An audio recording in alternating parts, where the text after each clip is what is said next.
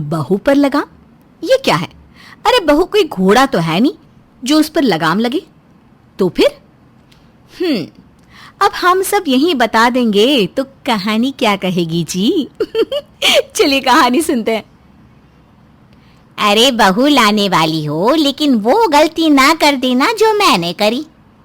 अरे मैंने तो बहू को बेटी समझने की गलती ही कर दी, और आज देखो कैसे सर पर चढ़कर नाच रही है। सही बोल रही है ये। अरे बहुओं को डे 1 से ऐसे रखो कि भाई तू आ गई है तो ठीक है, लेकिन यहाँ फैलने की जरूरत ना है, क्योंकि ये अपुन का एरिया है। क्यों? हाँ सही बोल रही है। ये बहुओं को प्यार से बात करो ना तो सर पर चढ़कर नाचती हैं। अब मेरी वाली को ही देख लो, बेटी माना था बेटी। तो ये कहानी है विमला की, जिसकी इकलौते बेटे की शादी होने वाली है। लेकिन शादी के पहले उसे कैसी कैसी सलाह मिल रही है, देख रहे हैं ना आप। विमला बहन सबकी सुन रही थी, लेकिन यहाँ तो सब समस्या ही डिस्कस कर रही हैं, समाधान की तो कोई बात ही नहीं कर रहा। तभी एक समझदार सी बुढ़िया आती है और कहती है, देखो, बहू पर लगाम लगा कर रखना है तो सिर्फ एक ही तरीके से हो सकता है। सभी बुढ़िया की ओर उम्मीद से देखने लगते हैं कि अब मिल गया बहू पर लगाम लगाने का तरीका। देखो, साफ सीधी बात है, अगर बहू को लगाम में रखना है तो वो बिल्कुल मत करो जो वो चाहती है। ऐसे में 10 में 1 बार तुम उसके मन की करोगी तो उसे कदर होगी, सर पर चढ़ाओगी तो फिसल जाएगी, समझी? विमला को समझ में आ जाता है कि बहू को लगाम में कैसे रखना है। फिर क्या, आ जाती है विमला की बहू। बहू अपनी माँ से कहती है, माँ बड़ा अच्छा घर देखा है तूने मेरे लिए, बस माँ और बेटा, छोटा सा परिवार। बेटा छोटा परिवार है, तुझे ज्यादा लोगों को खुश रखने की जरूरत नहीं है। बस एक ही सास है, उसकी हर बात मानना, और जैसे मेरी सेवा करती थी वैसे ही सेवा करना। हाँ माँ बिल्कुल, वो तो वैसे भी बहुत अच्छी लग रही हैं। पता है, मुझे अपनी सबसे महंगी साड़ी और जेवर एक बार में दे दिए। माँ भी बेटी के संस्कार जानकर खुश होती है। अच्छा माँ, चलती हूँ, उनके पास जाकर बैठ जाती हूँ, पता तो चले कैसी हैं वो। बहू सास के पास जाती है और पैरों के पास बैठ जाती है। माँ जी, आपको किसी चीज़ की ज़रूरत है तो बता दीजिएगा। हाँ तुझे ही बताऊंगी ना, मैंने कौन सा यहाँ नौकरानी पाल रखी है। अब जा मेरे लिए चाय लेकर आ। बहू को सास से ये बिल्कुल उम्मीद नहीं थी। वो तो सास को माँ का दर्जा दे रही थी, लेकिन सास ने तो सीधा नौकरानी से तुलना कर दी। सही सुना था मैंने ये सासों के बारे में, पता नहीं किस मिट्टी की बनी होती है। शांति पसंद ही नहीं लगता इन लोगों को। अब बताओ, अच्छे से बोल रही हूँ, मम्मी जी, तो ये मुझे नौकरानी बना रही है। तभी सास की आवाज आती है, बहू पगला गई हो क्या? अकेले में क्या बड़बड़ा रही हो? चाय बोली, वो भी अभी तक दी नहीं। ला रही हूँ माँ जी, अब चाय बनाने में वक्त तो लगता है ना, मैंने कौन सा चाय पत्ती और चीनी को उबाल कर रखा था। हाय रे, बहू के मुंह से इतनी बात सुनकर सास के तो पैरों तले जमीन हिल जाती है। आय हाय, क्या जबान चला रही है? अरे माँ ने कुछ सिखाया नहीं क्या? माँ ने तो सिखाया था माँ जी, पर क्या करे, लगता है आपको घर का कुछ और ही माहौल पसंद है। ज्यादा बोल मत, समझी? जबान खींच लूंगी। फोन की तार नहीं है मेरी जबान जो खींच लेंगी आप। बहू सास को चाय ला कर देती है और अपनी चाय लेकर कमरे में चली जाती है। पता नहीं कैसी औरत है, सोचा था कि साथ बैठकर चाय पीऊंगी, लेकिन कमरे में अकेले बैठकर पीनी पड़ रही है चाय। बड़ी आई, अरे तमीज ही नहीं है। अब आप लोग ही बताइए, कोई कैसे ऐसी बहुओं से प्यार जताए? माए तो इनकी मायके से ही सास बुरी बला है सिखाकर भेजती हैं। वही बहू अब अपने काम से काम का मतलब रखने लगी और सास बहू पर पूरा अत्याचार। बहू देख, ये सूट वूट यहाँ नहीं चलेगा, ये मेरा घर है, तेरे मायके का आंगन नहीं जो तू सूट पहनकर फुदके। और हाँ, सर पर पल्ला भी होना चाहिए। सास मन में सोचती है कि कुछ दिनों में मैं खुद ही पल्ला रखने से मना कर दूंगी, फिर समझेगी कि मेरी सास देवी है देवी। लेकिन ये क्या, अगले रोज, बहू ये क्या पहना है, शर्म नहीं आ रही तुझे? कैसी शर्मा जी, सारा तो ढका है। जींस का रंग ठीक नहीं लग रहा है क्या आपको? और ये टी शर्ट ज्यादा टाइट लग रही है क्या? बहू तुझे साड़ी पहनकर रहने को कहा था ना, तू तो पूरी नंगही पर उतर आई। सासू माँ, मैं कपड़ों से गिरी तो आप जबान से। गिरे तो हम दोनों ही हैं। बहू वहां से चली जाती है। सास के तो पानी सर से ऊपर चढ़ रहा था। वो सोच लेती है कि वो बेटे से बात करेगी कि ऐसा तो नहीं चलेगा। बेटा राजेश, देख तेरी बीवी बहुत मनमानी कर रही है, उसे बोल ये मेरा घर है, यहाँ ये सब नहीं चलेगा। माँ, मैं भी तुझसे बात करना चाह रहा था। वो क्या है ना माँ, तू ऐसी तो नहीं थी, तुझे तो शौक था कि तू बहू को बेटी की तरह रखे, फिर क्या हो गया? बेटा और माँ बात कर रहे होते हैं कि पड़ोसन आ जाती है।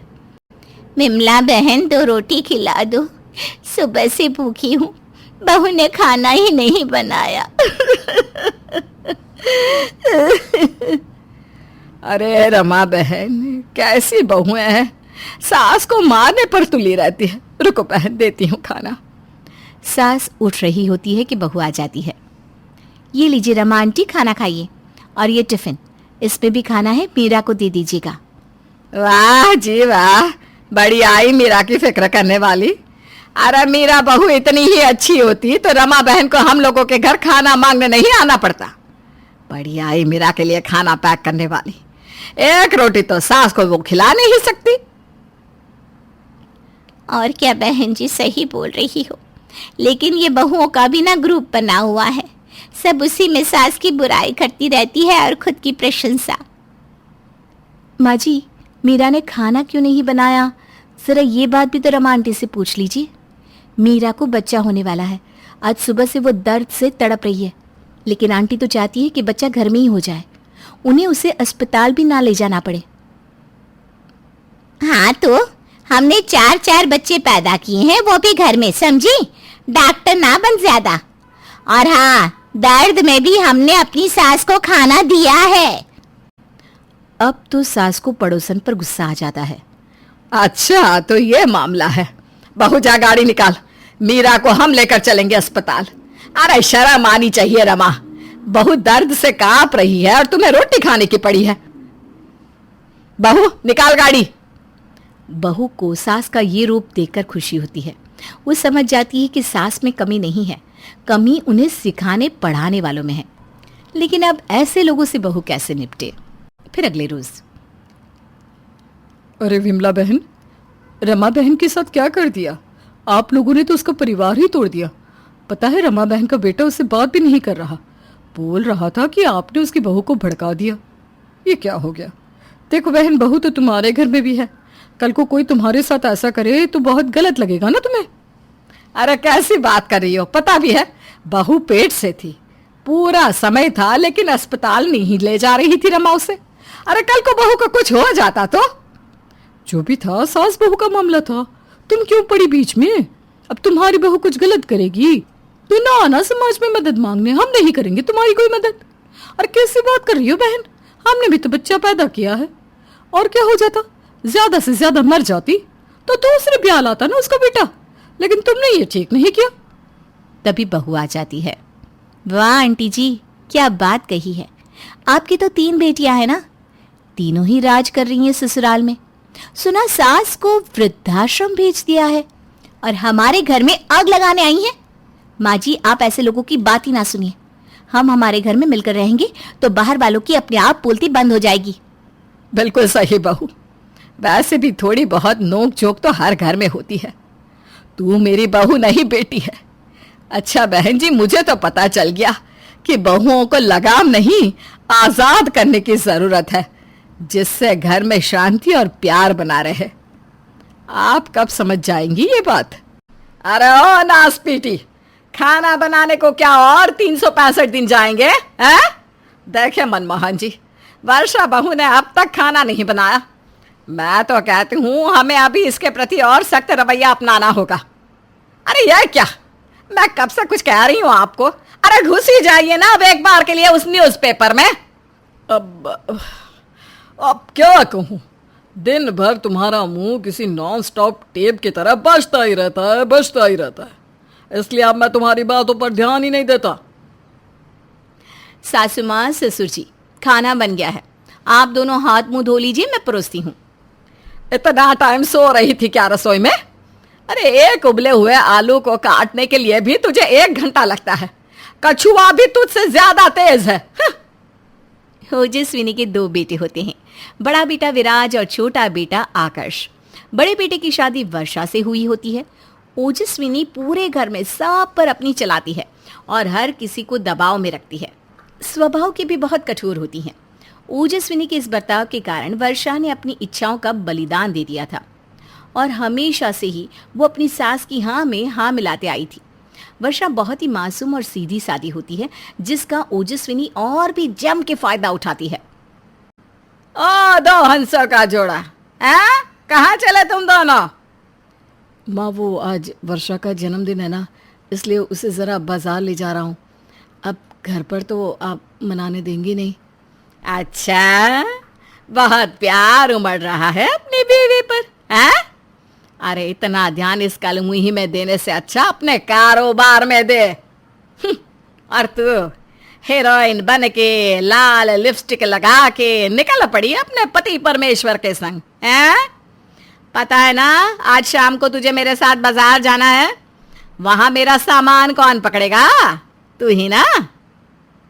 और तू विराज, तुझे अगर बाहर जाकर खाना पीना घूमना है ना तो चला जा अकेला, ऐसे मत ले जाया कर।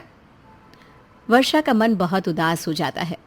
ओजस्विनी उससे खूब काम कराती है और वर्षा काम करते वक्त खूब रोती है। थोड़े दिनों बाद छोटे बेटे आकाश की शादी रिम्पी से हो जाती है। रिम्पी के आते ही ओजस्विनी घर में और कठोरता से पेश आती है। और रिम्पी बहू, तुझे मैं पहले से ही समझा दे रही हूँ, इस घर की मालकिन मैं हूँ और इस घर में जो कुछ भी होगा, चाहे वो कितनी ही छोटी बात हो या बड़ी बात, उसका फैसला मैं लूँगी।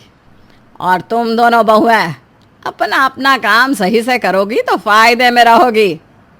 ठीक है सासू माँ, समझ गई। मैं आपको शिकायत का मौका ही नहीं दूंगी, लेकिन आप भी ना मुझ पर खामखा चिल्ला नहीं सकती फिर। रिम्पी समझ जाती है कि ओजस्विनी कितनी सख्त और कड़क स्वभाव की है। रिम्पी फिर भी वर्षा जितनी शांत नहीं होती, उस सास को सही जवाब देना जानती है। अब ओजस्विनी जैसे वर्षा के साथ पेश आती, वैसे ही नई नवेली बहू रिम्पी के साथ भी पेश आने लगती है। दोनों जिठानी देवरानी के बीच इतनी दोस्ती नहीं हो पाती क्योंकि ओजस्विनी उन्हें दिन भर काम में व्यस्त रखती हैं, जिस वजह से वो दोनों चैन से सांस तक नहीं ले पाती। ओजस्विनी अपने बेटों और पति को भी बस किसी न किसी काम में लगाती रहती और खुद आराम से रहती। फिर एक दिन वर्षा देखती है कि रिम्पी ने विराज से कुछ खाने के लिए मंगवाया है। ये लो रिम्पी, तुम्हें तो नुक्कड़ वाली कचौड़ियाँ खानी थी ना, खाओ अभी। एक्स्ट्रा चटनी भी लाई है जैसे तुमने कहा था। Thank you so so so much जेठ जी। मुझे कब से मन था इन कचौड़ियों को खाने का, फाइनली मैं इन्हें खा पाऊंगी। रिम्पी और विराज को इतना करीब आते देख वर्षा को बहुत गुस्सा आता है। ऐसे ही रिम्पी वर्षा का सीधापन देख उसका फायदा उठाते हुए कुछ न कुछ ऐसा करती ही रहती जिससे वर्षा और भी गुस्सा हो और उसके अंदर की शांत वर्षा एक गुस्सेल वर्षा में बदले। ऐसे ही एक रोज रसोई में दोनों काम कर रही होती हैं, तभी रिम्पी जानबूझकर वर्षा की साड़ी पर अचार डाल देती है और उसकी साड़ी खराब कर देती है, जिससे वर्षा गुस्से से तिलमिला उठती है। रिम्पी, जब से आई हो तब से देख रही हूँ, बस मेरे लिए सर दर्द बनती फिर रही हो, मुझे दुख दर्द और गुस्सा दे रही हो। तभी रिम्पी अचानक से वर्षा के गले लग जाती है और वर्षा को समझ में नहीं आता कि ये सब क्या चल रहा है। आई एम सॉरी दीदी, लेकिन मैंने आपको जानबूझकर परेशान किया ताकि आपके अंदर का शांत ज्वाला एक दिन ऐसे ही फटे कि बस तबाही हो जाए। आपको पता है लोग आपका फ़ायदा क्यों उठाते हैं, स्पेशली सासू माँ, क्योंकि आप बहुत सीधी हो, भोली हो। लेकिन वर्षा दीदी, अगर हम यूं ही सीधे बैठे रहे ना तो हमारी सास हम सबको खा जाएगी। पागल हो क्या तुम? हाँ हूँ मैं पागल। देखिए, मैं अकेली उन्हें टक्कर नहीं दे सकती। अगर हम दोनों बहुएं साथ मिलकर टीम अप कर ले तो? जब मुरझाया हुआ फूल ताज़ा हो जाए, यानी कि आप शांत से एकदम सख्त हो जाओ, तो फिर वो अपना राज कहीं चला ही नहीं पाएगी। ये तो तुम सही कह रही हो रिम्पी। मैं हमेशा से ही सासू माँ की हर बात को मानती आई हूँ। वो पहले से ही सबको अपना गुलाम समझती हैं। उनके सामने यूं भीगी बिल्ली बनकर रहें तो वो समय के साथ हम पर और भी राज करेंगी। दोनों जिठानी देवरानी के बीच की गलतफहमियां दूर हो जाती हैं और अब वो दोनों तय करती हैं कि चाहे कुछ भी हो जाए, वो दोनों अब और नहीं सहेंगी और ना ही अपने पतियों को और ससुर को सहने देंगी। फिर अगले दिन जब जिठानी वर्षा के मायके वाले यानी माँ बृंदा, पापा विनोद और वर्षा का छोटा भाई इंदर बिना बुलाए उसके ससुराल चले आते हैं, तब अरे समधन जी, समधी जी, इंदर, तुम तीनों यहाँ कैसे मुंह उठाकर आज हैं? वो दरअसल हम ना यहाँ बरेली में माता की मंदिर आए थे, तो सोचा चलो क्यों ना वर्षा बिटिया को भी मिल लिया जाए और आप सबको प्रसाद भी दे दिया जाए। वर्षा बिटिया, ये ले, सभी को प्रसाद बांट दे। वर्षा सबको प्रसाद बांटती है। ओजस्विनी को वर्षा के मायके वालों का यूं बिन बुलाए आना अच्छा नहीं लगता और वो पहले से ही उसके मायके वालों से नफरत करती है क्योंकि वो लोग गरीब होते हैं। जब वर्षा अपने मायके वालों के लिए कप में चाय लाती है तभी ओजस्विनी उसे रोक लेती है। रुक जा वर्षा बहू, तू अपने मायके वालों को इन चीनी मिट्टी के कप में चाय नहीं दे सकती। रेम्पी बहू, जाकर इन सबको कागज के कप में चाय दे दो। और आप तीनों उठिए और हमारे बरामदे में रखे पटल पर जाकर बैठिए। आप लोग इस सोफे पर नहीं बैठ सकते क्योंकि इस घर में बैठने और चाय पीने की तो क्या, कदम रखने की भी हैसियत नहीं है आप लोगों की। वो तो शुक्र मनाइए मेरे बेटे विराज को कि आपकी लड़की पसंद आ गई। वर्षा अपनी और अपने मायके वालों की बेइज्जती होते देख बर्दाश्त नहीं कर पाती और वो आखिरकार आवाज उठाती है। बस सासू माँ, बस, बहुत हुआ आपका नाटक। सालों से मैं बस सहती आ रही हूँ। मैं ही नहीं, इस घर में रह रहे सभी सदस्य, सबका जीना दुश्वार कर रखा है आपने। अरे आप जैसी सासू माँ और बीवी होनी ही नहीं चाहिए। मेरे माँ, पापा और भाई की बेइज्जती करते हुए आपको जरा भी शर्म नहीं आई? भूल गई आप? आपके हर एक दुख सुख में मैं आपके साथ रही हूँ। रात रात भर जाकर आपकी सेवा की है। आपकी एक पुकार लगाते ही भागी दौड़ी चली आती हूँ मैं, और उस सब का सिला आप मुझे ये दे रही हो। सही कह रही है वर्षा दीदी, हम सब आपके नौकर नहीं है, रिश्तेदार हैं। ये हिटलरगिरी आप हम पर नहीं चला सकती और अब तो हम सहने वाले भी नहीं है। बहुत हो गया। शादी को वैसे भी 44 साल पूरे हो गए हैं, फिर भी आज तक तुम मुझे अपना सेक्रेटरी ही मानती हो और वैसे ही मेरे साथ पेश आती हो। हर जगह मेरा अपमान करती आई हो। कहने को तो हम आपके बच्चे हैं, लेकिन आपने तो कभी हमें ममता वाला प्यार दिया ही नहीं, बस सख्ती से ही पेश आई हो। हर चीज के लिए रोक टोक, ये मत करो, वो मत करो। अरे सौतेली माएँ भी इतनी बुरी नहीं होती। लेकिन बस अब और नहीं, अब हम सब आपका एक भी हुक्म नहीं पालेंगे। अब आपका सिंहासन गया। तभी ओजस्विनी डर जाती है और कहती है, अब मुझे माफ कर दो, मैं आपसे बुरी नहीं अच्छी बनूंगी। मैंने बहुत गलत किया तुम सबके साथ, अब मुझे समझ में आ गया। जेठानी और सभी घरवाले ओजस्विनी के इस आंसुओं से पिघलते नहीं, बल्कि उसी की तरह कठोर बनकर उसे सबक सिखाते हैं। धीरे धीरे वक्त के साथ ओजस्विनी भी ठीक हो जाती है और वो सबको प्यार देती है। वर्षा दीदी, आपने तो सच में कमाल कर दिया। आप तो फायर निकली। #मेरी दबंग जिठानी। होटल के दरवाजे पर खड़ी प्रिया की आंखें बरसने के लिए तैयार थी और उनका बरसना वाजिब भी आता था क्योंकि आज थी प्रिया की विदाई। होटल के दरवाजे पर खड़ी प्रिया असमंजस में थी। अरे नहीं, नए घर में क्या होगा, कैसे होगा, इस असमंजस में नहीं, यहाँ बात कुछ और थी। इतना मारपीट कर मम्मी ने बड़ा किया है कि रोना भी नहीं आ रहा। ऊपर से लड़का भी अच्छा है तो रोकर मैं अपना शिगुन खराब नहीं करना चाहती, पर ये अरेंज मैरिज है। अगर रोऊंगी नहीं तो सभी को लगेगा मुझे अपने मायके वालों से प्यार नहीं है और यही बहाना लेकर मेरी सास आगे जाकर मुझे मायके नहीं आने देगी कि बहू जिनके लिए तो 2 आंसू नहीं रोई थी उनके यहाँ जाकर करेगी क्या। प्रिया ये सोच रही थी कि उसकी माँ रोते हुए उसके गले लग जाती है। रो क्यों नहीं रही है तू? अरे ये लव मैरिज नहीं है, अरेंज मैरिज हो रही है तेरी, जरा तो आंसू रो ले। वरना लोग क्या सोचेंगे, तेरे एक्स बॉयफ्रेंड ने तुझे धोखा दिया होता ना तो आज मुझे तुझे रोने पर मजबूर नहीं करना पड़ता बेटा। पर अब क्या करेगी, दस्तूर है, जरा सा रो ले। यहाँ छोड़, गाड़ी में बैठकर रो लेना। हाँ, प्रिया नजरें नीची कर अपने घर वालों के लगकर कार में जाकर बैठ जाती है और सभी को देखते ही रोने लगती है। दीदी।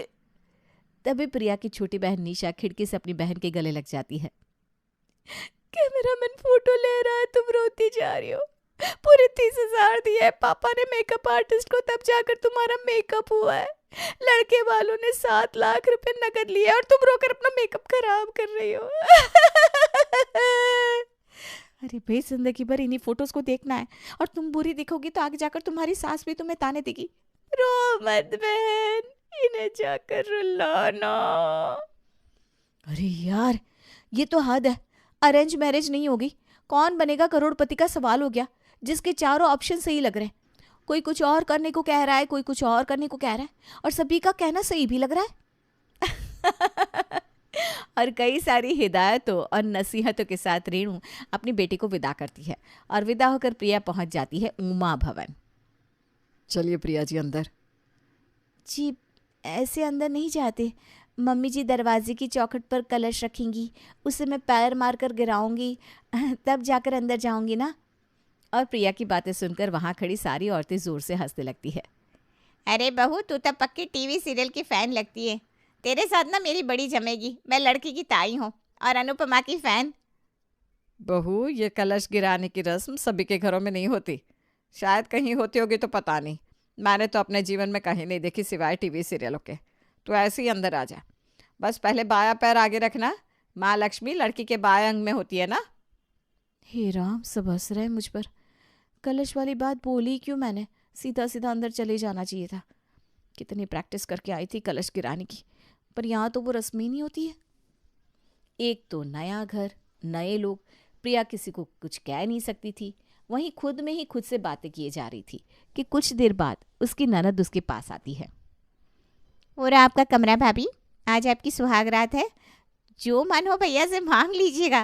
कहते हैं कि आज के दिन पति अपनी पत्नी को किसी चीज़ के लिए मना नहीं कर पाता। ये कहकर नेहा दूध का ग्लास बिस्तर के पास रखकर कमरे से बाहर चली जाती है। क्या मांगूं, मुझे तो फिलहाल भूख लग रही है, मन कर रहा है खाना मांग लूं। पर अगर ऐसे सुहाग रात पर खाना मांग लूंगी तो और नहीं लगेगा? ऑब्वियसली लगेगा। प्रिया ये सोचेंगे एक बार में ही ज़्यादा खुल रही है, ऊपर से ये पेट एक गुड़ किए जा रहा है, बाहर तक आवाज़ आ रही है। छी, कहीं प्रज्वल जी एम्बेरस ना हो जाए। गैस की गोली खा लेती हूँ, यही सही रहेगा। और प्रिया गैस की गोली खाकर धीरे से कमरे में रोमांटिक सॉन्ग बजा देती है और घूंघट ओढ़कर बिस्तर पर बैठ जाती है। और फिर आता है बाथरूम के बाहर प्रज्वल। हेलो।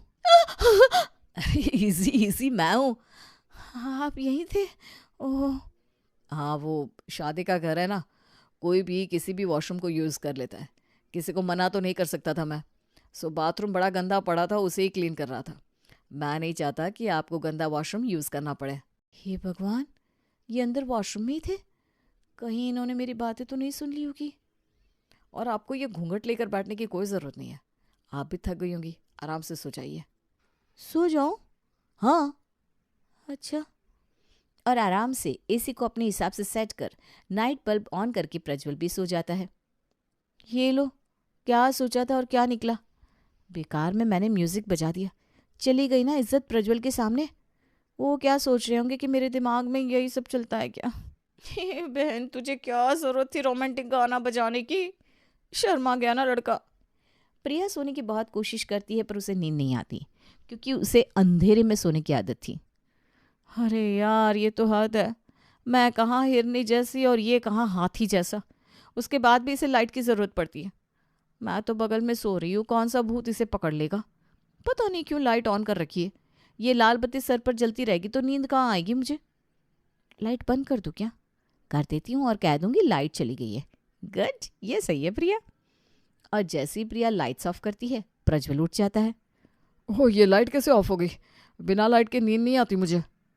वो अच्छा, वो आपने ऑन की थी क्या? मुझे लगा गलती से ऑन रह गई है। आप ऑन कर लीजिए, कोई बात नहीं। मैं मुंह ढककर सो जाऊंगी और क्या। प्रिया मुंह ढककर सोने की कोशिश तो करती है पर उसे नींद ही नहीं आती। और आए भी कैसे? 26 साल तक अगर आप एक ही बिस्तर पर सोए हो और अचानक ही एक रात आपके बिस्तर को बदल दिया जाए तो नींद कैसे आए? ऐसे तो मेरे सर में दर्द हो जाएगा। इतने भारी भरकम मोटे तकिए कौन यूज़ करता है? प्रज्वल ने तो सर के नीचे 2-2 तकिया लगा के रखा है। बाजू में एक एक तकिया, पैर के नीचे अलग तकिया। कितने अलग हैं हम? क्यों करनी थी मुझे अरेंज मैरिज? उफ, 3 तो यहीं बच गए, क्या करूं? सोफे वाला कुशन ले आती हूँ, वो इस मोटे तकिए से तो पतला ही होगा। और प्रिया अपने कमरे से बाहर हॉल में जाती है, जहाँ इत्तेफाक से उसे ताई जी देख लेती हैं। क्या बात है बहू, अपनी सुहाग रात में कमरे से बाहर आकर बैठी हुई है? सब ठीक तो है ना? कोई बात हो गई क्या? वो आजकल के बच्चों का समझ में नहीं आता, पहली मुलाकात में कोई लड़ कैसे सकता है? अरे नहीं नहीं ताई जी, आप गलत समझ रही हैं। वो क्या है ना, कमरे में मच्छर बहुत है तो मैं बस मॉर्टिन लेने आई थी। पर आप इतनी रात के? अरे बेटा, वो शादी का खाना बड़ा भारी हो गया था, सीने में जलन मच रही है, इसीलिए सोचा ज़रा टहल लूँ। तू जा कमरे में जा, सुहाग रात में ना पति को ऐसे अकेला नहीं छोड़ते। और पति जो मुझे छोड़कर सो गया उसका क्या? और बिना कुशन लिए प्रिया को अपने कमरे में जाना पड़ता है। इसी तरह जैसे तैसे रात गुजर जाती है। ये घर तो प्रज्वल का था, इसके कोने कोने से वो वाकिफ था। अगली सुबह वो आराम से उठकर फ्रेश होकर हॉल में मेहमानों को ड्रॉप करने की तैयारी भी शुरू कर देता है। पर मुसीबत तो प्रिया के लिए आ गई थी। सत्यानाश, मैं तो अपना ब्रश लाना ही भूल गई। क्या ज़रूरत थी मुझे अरेंज मैरिज करने की? अगर उस दिन रोहन ने मुझे धोखा नहीं दिया होता ना, तो आज मुझे ये अरेंज मैरिज नहीं करनी पड़ती। ब्रश भी नहीं है, अब इनसे लाने को कहूँगी तो अच्छा नहीं लगेगा। और घर की नई बहू सुबह उठते ही मार्केट चली जाए, ये भी ठीक नहीं लगता। उंगली से ही कर लेती हूँ ब्रश, मजबूरी का नाम महात्मा गांधी। प्रिया वॉशरूम में टूथपेस्ट लेने जाती है, पर वो टूथपेस्ट भी वो नहीं था जो प्रिया यूज़ करती थी। चिढ़कर प्रिया लगाती है अपनी मम्मी को कॉल। क्या अच्छी किस्मत फोड़ी है मम्मी तुमने मेरी। लाल दंत पंजन यूज़ करते हैं यहाँ सब, वो भी पाउडर। वो तो अच्छा है कि मैं अपना ब्रश लेकर नहीं आई, क्योंकि पाउडर के लिए ब्रश की क्या ज़रूरत? ये देख कर आए थे क्या तुम लोग? पापा को ढंग से पता तो करना चाहिए था। बस प्रॉपर्टी देख ली, रहन सहन तो देखते। हाँ, अब तो तू बोलेगी मम्मी इनका टॉयलेट इंडियन नहीं है, वेस्टर्न है, तो क्या मैं बाथरूम खोल कर बैठ कर देखती क्या?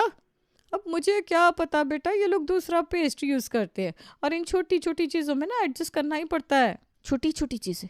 ये प्रॉब्लम कहाँ से तुम्हें छोटी लग रही है मम्मी? एक तो प्रज्वल लाइट्स ऑन करके सोते हैं, ऊपर से इतने मोटे तकिए इनके कमरों में, मेरी तो गर्दन अकड़ गई।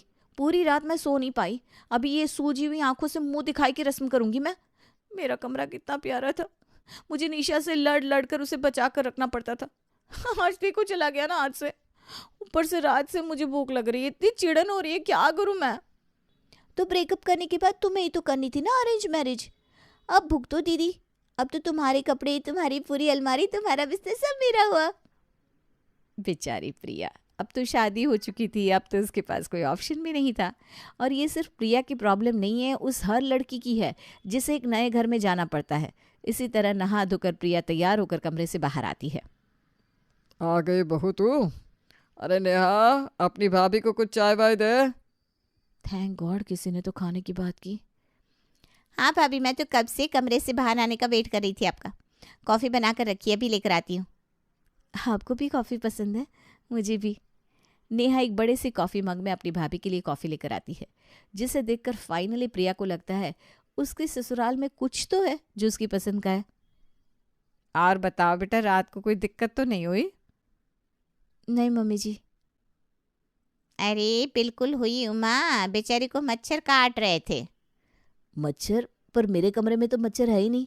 अरे तू चुप कर, तुझे क्या पता, मोटी चमड़ी है तेरी, बहू को काटा होगा, तभी ने बेचारी मॉर्टिन ढूंढ रही थी। इसी तरह बातों बातों में 11 बज जाते हैं। तब जाकर आता है नाश्ता। 9 बजे खाने वाली लड़की को 11 बजे खाना मिल रहा है। अब क्या ही खाऊं मैं? भूख से पहले ही हेडेक शुरू हो चुका है। अब अगर एक दाना भी खाया तो वो तो बाहर ही निकल जाएगा। भाभी अब तो कुछ ले ही नहीं रही। अरे शर्म आ रही होगी बेटा, नए घर में सबसे ज़्यादा शर्म खाने में ही आती है, क्यों भाई? ऐसा क्या? पर आप तो पहले ही दिन से 6 रोटियां खा रही थी, वो भी बिना शर्माए। शर्मा तो मेरा भाई था। खैर बहू, तुम शर्माओ मत। मुझसे शर्मा रही हो तो मैं कमरे में जाकर खा लेता हूँ। अरे नहीं नहीं पापा जी, वो मुझे ना भूख नहीं लग रही। प्रिया के सर में तो बहुत ज़ोरों का दर्द चढ़ गया था, इसलिए सभी के खाने के बाद वो अपनी ननद के पास जाती है और उससे लेती है एक सर दर्द की टैबलेट और उस टैबलेट को खा लेती है। पर बदकिस्मती से कमरे के बाहर खड़ी उसकी ताई सास उसे दवाई खाता देख लेती है। बहू के घर वालों ने तो बताया था बहू को कोई बीमारी नहीं है, तो फिर ये किस चीज़ की दवाइयाँ लेती है? इसी तरह कुछ घंटे और बीतते हैं और बज जाते हैं दोपहर के 3। जैसे ही यहाँ घड़ी में 3 बजते हैं, वहाँ प्रिया की आंखों में नींद घुलने लगती है। यहाँ कोई दोपहर में सोता भी नहीं है। अब इनके चक्कर में मैं भी उठकर बैठी रहूंगी तो पक्का मेरी तबीयत खराब हो जाएगी। ऐसे में क्या ही मैं हनीमून की पैकिंग करूंगी, 1 घंटा सो ही जाती हूँ। और प्रिया हमेशा की तरह अपने दोपहर के सोने के वक्त पर एक नैप ले लेती है और फिर बजती है दरवाजे की घंटी। अरे लीला तू? हाँ मैं कुंभ नहाने चली गई थी, फिर बनारस अयोध्या ट्रिप करने में दिन निकल गए। बस अभी 5 मिनट पहले घर में घुसी हूँ और सीधा तेरे घर नई बहू को देखने आ गई। आज नई बहू की मुंह दिखाई थी ना, कहाँ है वो? अरे बहू तो अपने कमरे में सो रही है लीला। ऐसे कैसे सो रही है? ससुराल में पहले दिन तो सोने वाली लड़कियां भी जगी रहती हैं और बहू सो रही है। बहू के आने के 2 दिन तक मेहमानों का आना जाना लगा रहता है। इतनी तो आंखों की शर्म रखनी चाहिए थी बहू को। 2 दिन बाद तो फिर वो हनीमून निकल जाएगी, तब फिर कौन ही आएगा उससे मिलने? अरे नहीं नहीं लाली, वो बात नहीं। बहू के घर में सोते होंगे दोपहर को। अब हम नहीं सोते तो ज़रूरी थोड़ी ना है कि किसी के घर में दोपहर में सोने के नियम ना हो। और ये तो अच्छी बात है ना, बेचारी शादी की थकी हारी है। कल रात भी नींद आई होगी कि नहीं, किसे पता। नहीं नहीं उमा, लाली ठीक कह रही है। मुझे तो कोई और ही बात लग रही है। अभी कुछ देर पहले ना बहू दवाई खा रही थी और अभी सो रही है। क्या सुषमा, क्या बताया तूने? दवाई खा रही थी? अरे कहीं गर्भ निरोध की दवाई तो नहीं खा रही? आजकल की लड़कियां ना बच्चा चाहती नहीं है। हे राम, उमा जा देख, पहली रात का बच्चा अगर गिराने का बहू सोच रही है तो पाप लगेगा उसे। आप में से अगर कोई फ्लैट में रहता हो तो उसे ये बात अच्छी तरह पता होगी कि हॉल में अगर कोई बात करे तो कमरे में कितनी आसानी से आवाज़ चली जाती है। पड़ोसन लीला की आवाज़ को प्रिया के कानों में जाने से देर नहीं लगती और वो कमरे से बाहर आ जाती है। ऐसी कोई बात नहीं है आंटी जी, वो क्या है कि मेरे सर में दर्द हो रहा था तो मैंने सर दर्द की दवाई ली थी और दवाई को असर करने के लिए शरीर को रेस्ट मिलना बहुत ज़रूरी है, इसलिए मैंने सोचा 10 मिनट कमर सीधी कर लेती हूँ। मुझे कोई दिक्कत नहीं है मेहमानों से मिलने में। आप बैठिए, मैं अभी आपके लिए चाय लेकर आती हूँ। प्रिया बड़ी ही शालीनता से अपनी पड़ोसन के सामने इस बात को रखती है, जिससे उसकी सास और ताई सास के मन से भी शक दूर हो जाए। पर प्रिया फिर भी खुश नहीं दिख रही थी। वो रसोई में जाती है। लगता है बहू ने हमारी बात सुन ली। तुझे इतने ज़ोर ज़ोर से बोलने की क्या ज़रूरत थी? लीला, बहू की आंखें नहीं देखी? मुझे तो लगा अभी रो पड़ेगी बेचारी। जैसे जैसे शाम ढलती जा रही थी, प्रिया का अकेलापन बढ़ता जा रहा था और फिर आती है उसके पास उमा और सुषमा। तो कुछ भूल नहीं रही है बहू? हाँ मम्मी जी, वो बड़ों के हाथ में लिफाफा रखने के लिए दिया था मम्मी ने, मैं देना भूल गई, मैं अभी लेकर आती हूँ। लिफाफा, काम, घूंघट, इन चीज़ों से बाहर आ बहू। तेरी मुस्कुराहट की बात कर रही हूँ मैं। मुस्कुराना भूल गई है बेटा तू। क्या बात है बता? लगता है मेरी बात बुरी लग गई। वो क्या है ना बहू, मैं कुछ भी बोलती हूँ, मेरी बातों पर ध्यान मत दिया कर। नहीं नहीं ताई जी, बड़ों की बात का मैं वैसे भी बुरा नहीं मानती। एक्चुअली बात यह है कि नया घर है ना, तो एडजस्ट करने में ज़रा दिक्कत हो रही है मुझे। प्रज्वल जी बहुत मोटा तकिया इस्तेमाल करते हैं और मुझे पतला तकिया इस्तेमाल करने की आदत है, इसलिए मैं रात भर सो नहीं पाई और सुबह नाश्ते में देरी हो गई, इसलिए मेरे सर में दर्द हो गया और वही इरिटेशन मेरे चेहरे पर आप सबको दिख रही थी। अरे रे बहू, तो तुझे बताना चाहिए था ना। मुझे तो खुद स्पॉन्डिलाइटिस है। प्रज्वल के पापा को भी ना मोटा तकिया इस्तेमाल करने की आदत है, जिस कारण मेरे गर्दन में भी बीमारी होगी। मैं तो अब खुद पतला तकिया इस्तेमाल करती हूँ। और कोई तकलीफ़ हो तो बता। तू तो फिर भी बहुत सयानी है बहू, जो खुद साड़ी पहनकर कमरे से बाहर आई, वरना मेरे ससुराल के पहले दिन मेरी सास ने मुझे साड़ी पहनाई थी। बिल्कुल सही कह रही है तेरी सास बहू। ये 1-2 दिन के बाद तू साड़ी पहनना छोड़ सकती है। हमारे घर पर है ही कौन देखने के लिए। और हाँ, तुझे अगर जल्दी भूख लगती है तो तू जल्दी खाना खा लिया कर। जल्दी खाना खाना तो सेहत के लिए अच्छा होता है। पर तेरे ससुराल वाले समझे तब तो। मैं तो चीख चीख कर हार गई। पर इन सबको देर से ही खाना होता है। अब तू और नेहा जल्दी खाना बना लेना तो मुझे भी खाना जल्दी मिल जाएगा। बड़ी भूख लगती है मुझे। लीला आंटी ने जो बातें बोली उससे आप लोग मुझसे नाराज़ नहीं है मम्मी जी? अरे भाई, नींद आएगी तो इंसान सोएगा ही ना। और वो लीला क्या कह रही थी, वो तो खुद खर्राटे मारती रहती है सुबह 10 बजे तक, और उसके बाद दोपहर में सो जाती है। पड़ोसियों से रिश्ता तो रखना ही पड़ता है ना बहू, और उसके फ़ायदे भी हैं। उनसे मिलते हैं मसाले। कुछ दिनों बाद तुझे भी इन चटपटे मसालों में मज़ा आने लगेगा। तो दिल दुखाने वाली बातें एक कान से सुन, दूसरे से निकाल दे। और वो शगुन के लिफाफे जो तेरी माँ ने दिए थे ना, दूर दूर के रिश्तेदारों को देने की कोई ज़रूरत नहीं है। अपने पास रख ले, चाट पुच के खा लेना। अरे वाह, अरेंज मैरिज इतनी भी बुरी नहीं है।